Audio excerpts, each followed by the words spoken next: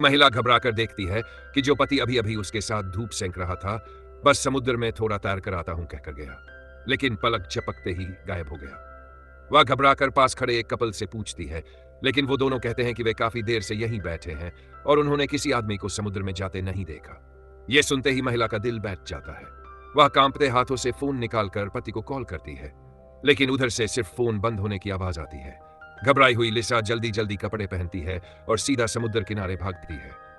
वहीं मौजूद एक रेस्क्यू वर्कर मैट उसकी हालत देखकर समझ जाता है कि कुछ गड़बड़ है।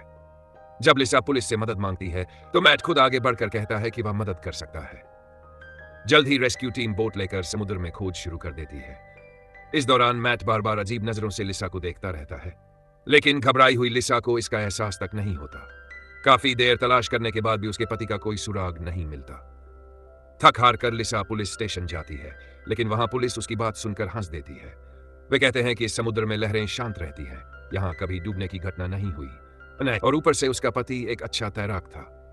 पुलिस बस एक साधारण सी रिपोर्ट लिखती है और उसे होटल वापस जाकर इंतजार करने को कह देती है। इस तरह उनकी शादी की 5वीं सालगिरह की रोमांटिक ट्रिप अब सिर्फ लिसा की तन्हाई में बदल चुकी थी। कमरे में पड़े पति के कपड़ों को देखकर वह बार बार टूट जाती है। उसे समझ नहीं आ रहा था कि उसका पति जिंदा है या मर चुका है। तभी पुलिस का फोन आता है, लेकिन खबर वही होती है, अब तक कोई सुराग नहीं। पूरी रात लिसा सो नहीं पाती। अगली सुबह फिर से समुद्र किनारे जाती है, शायद कहीं से उसका पति लौट आए। लेकिन दिन बीतते गए, 1 महीना निकल गया और उसका पति कभी वापस नहीं आया। छुट्टियां खत्म होती है और लिसा दोबारा कॉलेज ज्वाइन कर लेती है। वह एक आर्ट प्रोफेसर होती है। एक दिन क्लास के दौरान उसकी नजर एक लड़के पर पड़ती है जो उसे अजीब तरीके से घूर रहा होता है। ध्यान से देखने पता चलता है वह वही रेस्क्यू वर्कर मैट है। क्लास के बाद मैट खुद उससे मिलने आता है, बताता है कि छुट्टियों में वह उसी आइलैंड पर काम कर रहा था और किस्मत से वही दिन पड़ गया जब लिसा को मदद चाहिए थी। अब उसने उसी कॉलेज में आर्ट की क्लास ज्वाइन कर ली है। वह यह भी कहता है कि उसे लिसा से पहली नजर में ही लगाव हो गया था, लेकिन लिसा बिना कुछ कहे वहां से चली जाती है क्योंकि वह उस दर्द को फिर से नहीं जीना चाहती। इसके बाद भी मैट बार बार उससे मिलने की कोशिश करता है, यहां तक कि उसे कॉन्सर्ट पर चलने का ऑफर भी देता है, लेकिन लिसा हर बार मना कर देती है क्योंकि उसे अब भी यकीन था कि उसका पति जिंदा है। एक रात पति का लैपटॉप देखते हुए लिसा को एक पुराना वीडियो मिलता है, एक पार्टी का।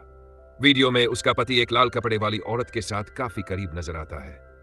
वह महिला लिसा ने पहले कभी नहीं देखी थी। अगले दिन लिसा यह वीडियो अपनी सहेली को दिखाती है जो उस पार्टी में मौजूद थी। दोस्त बताती है कि उसने सिर्फ उसके पति को वहां छोड़ा था, उसे किसी अफेयर का अंदाजा नहीं था। लेकिन एक बात और चौंकाने वाली थी।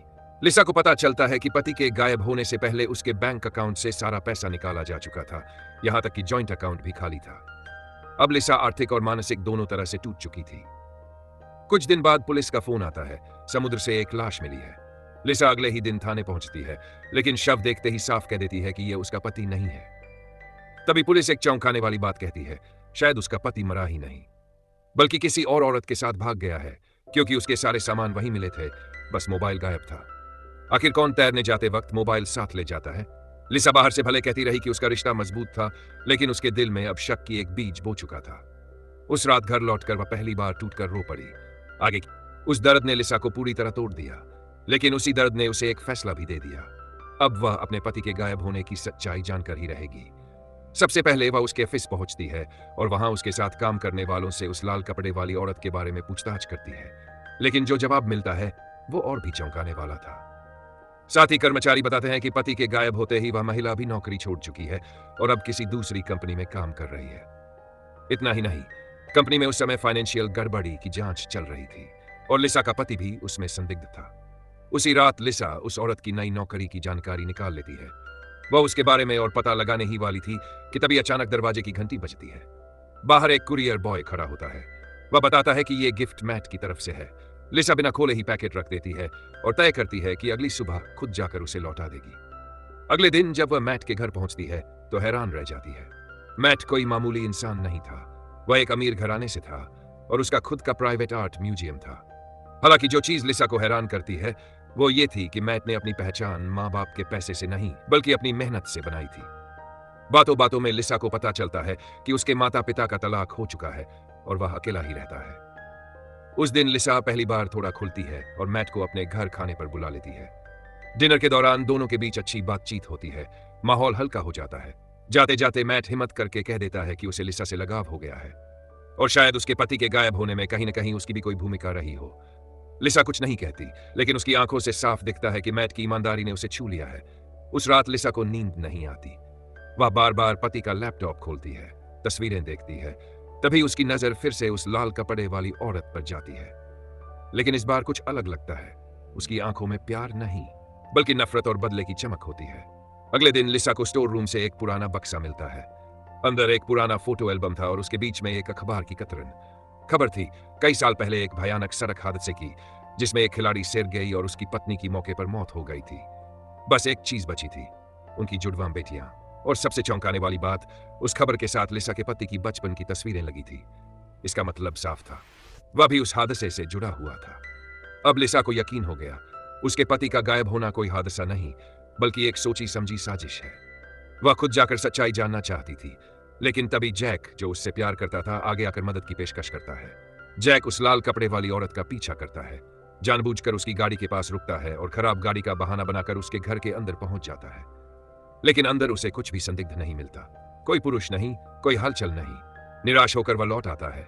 इसके बाद लिसा खुद एक चाल चलती है। वह उस औरत को धन्यवाद देने के बहाने डिनर पर बुलाती है। धीरे धीरे बातों में फंसाकर उसका भरोसा जीत लेती है। दोनों साथ बैठकर खाना खाती है, यहां तक कि शूटिंग गेम भी खेलती है। लेकिन जैक को क्या पता था, जिस घर में वे बैठी थी उसके ठीक नीचे एक तहखाना था, और उस तहखाने में एक और औरत थी जो बिल्कुल उसी जैसी दिखती थी। वह उसकी जुड़वां बहन थी, और वही रोज एक आदमी पर नजर रखती थी।